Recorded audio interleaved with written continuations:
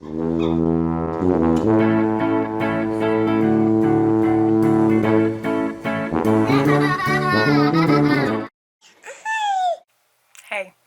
so I wanted to be away from my family when I explained this.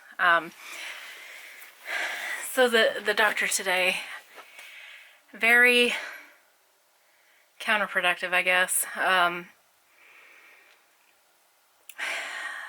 It was a mental health checkup. It's literally with a psychiatrist. So he wants to send me to somebody that I can talk to. And I said, I would rather ignore it and pretend like it's not happening. Because the things, I can't do anything about my health, basically. And you guys have seen me on diets for years. So I was able to lose the weight. I'm not able to lose, like half of my arm is heavy, diseased fat. It's basically fat that has turned into a solid ball. And it's hard and it's lumpy and you can't even pinch it.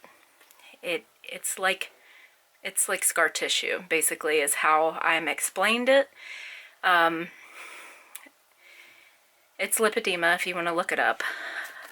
I am in a later stage of it, because I've had it all my life, since I was about 4 years old. You could see pictures of it and see, because it doesn't affect the wrist. So my wrist, I can get my fingers around my wrist, so it doesn't affect my wrist at all. And if you don't believe it, because it does look really big, I'll just show you. See, my fingertips are touching around my wrist, okay? I'm 5'0". It doesn't help that my body is like compacted, you know, but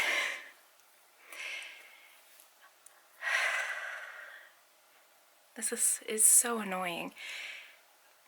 On paper, my BMI is very high, and it's alarming, but I don't weigh 400 pounds now, you know what I mean? And I've lost all of that weight, and I'm left with the lipedema fat that I can't do anything about. And I made peace with this like a year ago, but it's like almost like triggering me when I go there. And I don't know if he's trying to help me or what, but I'm like, he's like, let's take care of your pain. And it's not even him, it's her. It's the one above him. Let's take care of your pain first before we do anything else. I'm like, I don't want painkillers. Like, I was talking to somebody about steroids. They're on prednisone. I was like, whoa, that's steroids. These drugs are amazing, but they're very bad for you. They're very bad for you. I would live on steroids if I could. I was on it and I gained rapidly. I gained 40 pounds. Like, it seemed like overnight. Nothing fit me. Didn't care. Felt great. Felt amazing. And then I was like, oh, my face. This whole area was nothing but red pimples. All of this. All of that. Red pimples everywhere. And it hurt. It was deep. And it was like in my bones. It felt like it was so deep. It hurt. Caused by steroids. And the drug, if it didn't have those really bad side effects, it's a miracle, because you don't have any pain while you're on it. And I told the doctor, I don't want to feel good. I don't want that, because when I go off of that, like when I went off steroids, was the darkest time of my life. It was like weighing nothing and then getting out of a pool soaking wet with like sheep fur. Just so heavy, and pain, just pain came back to me. And I was like, man, I didn't realize how much pain I'm in until I stopped taking it. I was so depressed. I don't care that I'm in pain. I don't want to be in pain. But like I said before I didn't know that everybody wasn't in pain. I thought everybody was in extreme pain all the time. I thought that was the norm. I thought that was our trial. to go through in life. You're in pain, and it goes away. If you're a good person, you go to heaven. I didn't know that.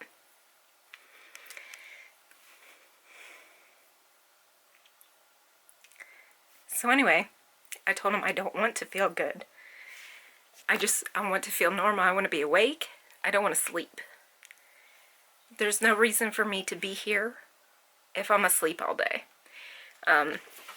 So I am on a medication where I don't sleep all day. So he wants me to talk to somebody. Of course that would help.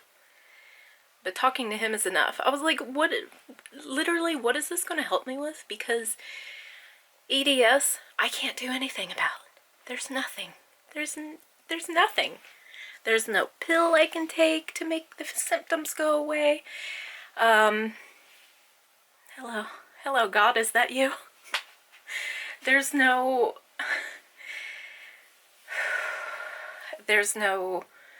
like, if I stand still for too long, like, I have to do the figure 8 when I'm standing in line to keep my blood moving, because I get lightheaded and I get sick. It's called POTS, P-O-T-S, and I've had to do that since I was pregnant with Zeb. And I just thought it was just one of those stupid things that I have that is just annoying. My life is annoying. I have lots of annoyances, right? I can't do anything about any of that. Don't mind my clothes. I got more clothes washing right now. I just washed a load yesterday and I got another washing right now. Let me see if it's done. No. I want to fold them together. Anyway, let me sit back down. So I can't do anything about the POTS. I can't do anything about the EDS. It's just there. I've learned to live with it. My mother has the same thing. She has the same issue. She's not been diagnosed, but we kind of figured out that she does have it. Because she's had literally everything that I've had my whole life. And she just learns to live with it. And I've learned to live with it. I talk about it and I complain about it sometimes. But it's because I didn't know. I didn't know why. And now I do. But anyway, I have it. If you have it, it's not a death sentence. It's just an annoyance for the rest of your life. And it's bothersome, and it gets in the way of things, and it's annoying. It's like somebody constantly annoying you. Oh, you have pain today? You injured yourself while sleeping? That's like the funniest thing to me. I injure myself more while I'm sleeping than any other time. Because I'll wake up and my knees will just be out of place, or my feet will be out of place. I'll stand up and I'll fall right over. Right on my face. I've done that like 2 or 3 times. It's like, how did I get here? On the ground. In the morning it takes me like, I'll say 10 to 20 minutes to, and I've said this since the Matrix movie was out, just get up. Just get up, Trinity. Get up. That's what I say in the morning. Every morning. Every morning. I have to calculate, I'm going to sling this 1,000-pound leg over and get it out of bed. That's going to hurt. Just ignore it. Sling the other one up and get up. And go. And I do. And I've learned to live with it. But don't. Please. Don't. If I don't want pain medicine. And I know it's bad. I know I should be on pain medicine. If I don't want it, don't give it to me. And this is a person who's like an addiction specialist or something. I was like,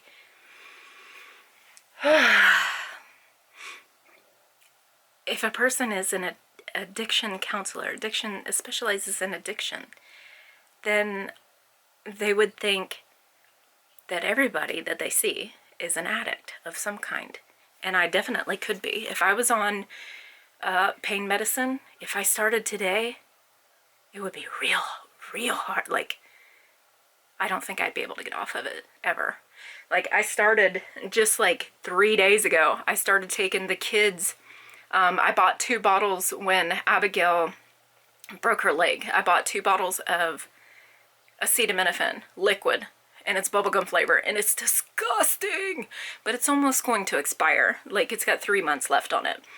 So I started taking it. I was like, you know, can't hurt. So I started taking it, and for like 4 hours, I feel so much better. But when this is gone, I'm not going to take any more. I'm just taking it because I don't want it to expire, right? And it's like, I should be taking pain. I know I should be taking pain medicine. I just don't want to. And I don't know if anybody else feels that way or not. But like, it's like my mom. She has COPD. She doesn't want to start on 24-hour oxygen because once you start, you're not going to get off of it. And you have to take that with you. And once I start on pain medicine, I'll have to keep taking more. And, you know, I don't want that to start. I don't want it to start right now. I also don't want to be disabled. And I feel like if I don't get my legs taken care of, like, I'm going to be in a wheelchair. I don't want to curse myself and be like self-fulfilling prophecy. But I found out real quick when we had those 2 Halloween events that we went to, and I had to wait in line with the kids. My POTS was like, my anxiety was up to here because there was like crowds of people. There was probably, from what I could see, 350 people in line. And it took us 2 hours to get through the line, or an hour and a half. It was a very long time. So halfway through it, I'm like, I'm not going to make it. I had to put my head down. I'm like doing figure 8 the whole time, trying to zone out, trying to ignore everything around me. Because I knew it was going to be really, really fun for the kids. But when we went through it, like, we're the last people to go through the thing. And I told everybody to go ahead in front of me because, like, I can't walk. Like, that's me realizing, oh, I'm disabled. And this happened very, very quickly, like within the past year. Probably after I got hurt, somebody dropped a bunch of baskets, you know, the shopping cart baskets, probably like it was piled up to here. It dropped on the back of my leg. Made my leg swell up pretty bad. I had a big bruise on the back of my leg. We have EDS anyway, so you bruise very easily. Like, I'll wake up, I probably have bruises all over me. You just wake up and you have bruises and you don't know where that you got them from. Sometimes, like, it would look like I had been in a car accident with my legs. Like, I'd have just huge bruises on my legs for no reason, because I don't think I hit anything, but, like, yeah. I don't know. These legs. This is what I'm dealing with, though. This is the abnormal fat that has turned into hard lumps. This is my knee. You can hardly see my knee. But these are both of my legs. And it's painful. So I have like 2 pain conditions, and I'm okay. I'm okay with the pain. It sucks. Sometimes it frickin' sucks. Frickin' sucks. Okay. I'm okay with the pain. I'm not okay with sleeping all day. So they gave me a medication to try, and I literally slept for 20 hours. And I gave it 4 days. I gave it 4 days. I'm like, I'm awake and I'm a little confused. It was 1 milligram, the medication. They're like, this is supposed to give you energy, you'll be focused, it's really good, yada yada. I'm like, okay, I'll try it. 1 milligram, that's not gonna do anything, so let's try it. I try it. I'm literally can't get up off of the couch, glued to it, like I got Velcro stuck to me. I'm so, not drowsy, just like not in this world. And I'm like kind of confused. And then when I'm awake, I'm like, yeah, I'm okay. And then I'll go back and I'll sit down on the couch, and then eventually I'll be like, I gotta lay down. So I lay down, go to sleep. like, why does this medicine affect me like that and nobody else? And it does wonders for everybody else, and I don't know, but that's not how I work. And there's certain things that, like, she knows that I would be better on pain medication. I know I would be better on pain medication. However, I don't want to start it. I'm not being, like, I'm not being a jerk about this. It's something that I've made a decision not to do yet. And I don't want to go down that road yet. I'm doing good. I just need to stay awake. And if I have energy, I can deal with the pain. I'm fine. These conditions suck the energy out of me. It's a lot to deal with. And I'm not getting through to anybody who doesn't have a condition right now. If you have a chronic condition and it causes pain or causes fatigue, or it's like one of the this disease is not invisible, but EDS is invisible and it causes pain as well. But if you have like an invisible condition and people just, they don't see you. They're not listening to me. And they've treated so many people with so many of these specific drugs, and it's helped them, but it's not helping me. So it's like, I don't know, I don't want to give in to that, because when I did before, it's like, oh, you have an earache, it's because you're fat. Have you seen how much you weigh? It's because you're fat that you have an earache. Like, I've been to those doctors. I've been there. And they're not listening to me that I have, like, ooey gooey stuff running out of my ears. They're just like, excuse me. They just point to one certain thing. So, like, I don't know, I just had a really bad experience today. But I cried. And I don't like crying in front of strangers. I don't like crying on my vlogs. But that's real life. Literally. Like, it happens like that. I can't help it. I don't care about weight loss anymore. I can't even eat the food that I need to eat to go on a diet. Like, my body needs to start over. Like, I need to start over. And I don't know how to help myself right now. I have tried. Last year, I went on a water fast and I didn't lose weight. I lost, maybe like 10 pounds, but for the time that I did it, I should have lost way more. And it's just this fat. It won't burn off, which is amazing to me. It's amazing because I was able to have Abigail and Raphael because I did a water fast and I got rid of my fibroid tumors and my ovarian cysts. And I had 11 very large fibroid tumors, and that's why I lost the baby that I had with Hadar, our first baby. I lost it because of there was like no room in there. Inside and out, it's just full of tumors, big ones. And I really felt like that was my fault. It was my body, it's my fault. So I did go on a water fast for 40 days. And the amazing thing happened, and still happens even today. When I'm on my period, I don't know about it. I used to be in extreme pain, just so much pain with my periods. This is TMI, I know, but so much pain. And now, there's like no pain. I don't even know I'm on it. I used to get headaches, and just my back would ache so bad, like never-ending torture, and this is like before it even started. And now I have nothing, because amazing thing happens, the tumors also bleed. So they're not bleeding now because I don't have them, and they were making a lot of my cramps and pain. Also endometriosis, which I don't have.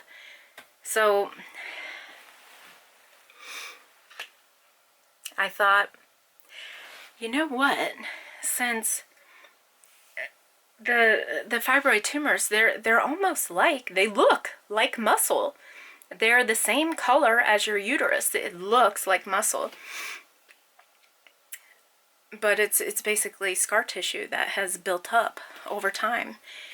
And if I could have gotten rid of that in 40 days, like, imagine what I can get rid of off of my legs, right? Because I need to lose 30 pounds at least from above the knee on each leg. So I need to lose like 60 pounds on my thighs so I can walk and have all this pressure and pain off of me. So I was like, yeah, I'll just water fast. And then I noticed that, like, some areas of my legs when I measured were getting bigger. And since I had started wrapping for 6 months, I wrapped, they're right above my knee, got 2 inches bigger since I started wrapping. So I'm like, I feel like, I told the therapist this, I feel like it's moving the fat and replacing it. Like, it's moving up and it's plopping it down right on top of my knee. And she measured and she's like, well, yeah, this has gotten smaller and this has gotten bigger. So if I have the power to change like that, like my body like that, and I was able to get rid of my fibroid tumors, and I don't have tumors now, why doesn't it work when I water fast for my legs? Because, like, I'd go as long as possible to get rid of this. I would. Let's look in the mirror. Let us look in the mirror. This is absolutely terrifying, by the way, because these are strangers on the internet. But let's look at my legs here. You see all the divots? Some people would say, oh, that's just cellulite. That is not. Guess what that is? Guess what it is? It's lipedema. Do you see all this? That's lipedema. And do you know how heavy that is? Can you see how heavy that is? It's lipedema. And it's all in my legs, and it doesn't, see how my ankle, there's like a ring around my ankle? That's the determining factor of lipedema. And I have a normal ankle with this enormous leg. And that is my leg. And this is my body, and it's in my arms as well. And it's, yeah. It is, impeding the motion of my body. So I know some people are like, oh, she doesn't talk about lipedema anymore, she must not have it. Okay, I don't talk about it because there's nothing that I can do about it, or EDS, but I do like to talk about it to make people aware that you might have this, because a lot of women have this and they're not diagnosed with it, and they live their whole life thinking they're just fat. And yeah, there's the majority of my life I've been fat. I'm 5'0". There's no way I'm ever gonna weigh 120 pounds. Never in my life. I already know that. I am very okay with that, with never being a normal BMI. I just want mobility and less pain and the ability to get out of bed without having to maneuver and think about it. That's awesome. Because I sit right there, I dread waking up every morning. That's not good, to dread every morning waking up. Anyway, this is a very long video now. But my washer's not even done. How long does this take? And I got more dirty clothes here. How about that? That I threw out earlier in my nightgown. Oh, I think it's done now. Yeah, it's done. So,